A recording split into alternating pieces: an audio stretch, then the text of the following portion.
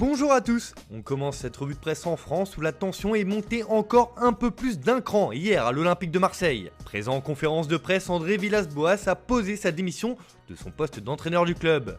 Et cela a eu l'effet d'une onde de choc dans la cité phocéenne. Pour le journal local La Provence, c'est l'apocalypse OM. Alors que l'équipe se rend ce soir à Lens, Villas-Boas a présenté sa démission hier avant d'être mis à pied.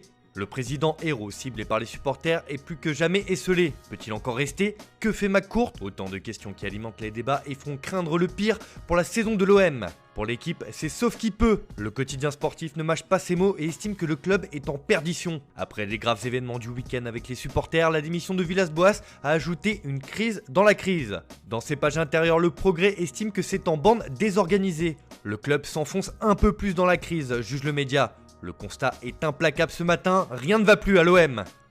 On reste dans l'Hexagone où c'est une information qui ne passe pas inaperçue dans l'actualité du Paris Saint-Germain. En discussion depuis de longs mois déjà, Neymar Jr devrait prolonger son contrat avec le club de la capitale. Cela s'affiche d'ailleurs en une du Parisien ce matin avec cette question: Neymar 4 ans de plus au PSG? En tout cas, c'est en bonne voie si on en croit les derniers échos. Le Brésilien et le club de la capitale sont tout proches d'un accord définitif pour une prolongation. Reste à savoir si ces négociations en voie de finalisation sont susceptibles d'influencer sur l'avenir de Kylian Mbappé, s'interroge le journal francilien. Pour l'équipe, la fumée est presque blanche pour Neymar. Une prolongation qui s'explique car le club parisien lui propose des revenus incomparables, rapporte le quotidien. On file en Angleterre où se jouait hier le début de la 22e journée de Premier League. Et le carton de cette soirée est pour Manchester United. Tenez-vous bien, les Red Devils ont cartonné Southampton 9-0. Oui, vous avez bien entendu, 9-0. Une sacrée performance qui fait les gros titres de la presse locale ce matin. Pour The Times, United se déchaîne dans une raclée 9-0. Dans le même temps, Arsenal s'est incliné 2-1 face à Wolverhampton et c'est David Luiz qui est pointé du doigt.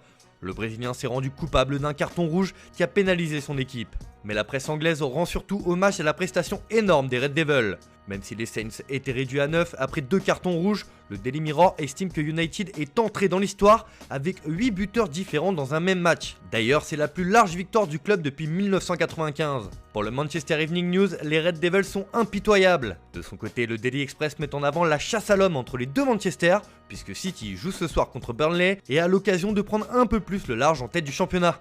On prend la direction de l'Italie où il y en a un qui n'en finit plus de battre des records, c'est évidemment Cristiano Ronaldo. En Coupe d'Italie, le Portugais a permis à la Juventus de s'imposer 2-1 contre l'Inter avec un nouveau doublé. Forcément, le quintuple Ballon d'Or fait la couverture de Tuttosport qui estime que CR7 c'est le plaisir de la Juve.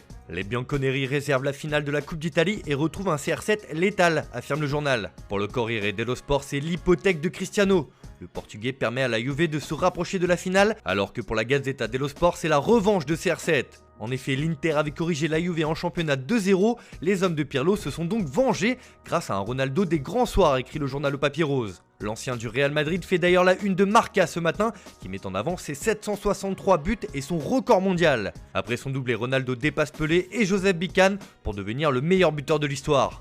En Espagne justement, l'avenir du FC Barcelone est toujours aussi flou. Alors que le club Blaugrana attend les élections de son nouveau président, Mundo Deportivo se projette et indique que l'heureux élu aura quelques dossiers chauds à gérer. Au-delà de la prolongation de Lionel Messi qui sera une priorité absolue car l'Argentin est en fin de contrat à la fin de la saison, celui-ci devra aussi se pencher sur le dossier Ousmane Dembélé. Le Français est à un tournant et ne ferme pas la porte pour prolonger l'aventure barcelonaise. Mais ce soir, le Barça affronte Grenade en quart de finale de la Coupe du Roi. Pour Sport, c'est la Coupe de Gala. Et tout le monde sera sur le pont pour se qualifier en demi-finale. Des demi-finales que verra le Sevilla FC, vainqueur de Almeria 1-0 hier soir. Pour les Stadio Deportivo, les Sévillans sont abonnés aux demi-finales.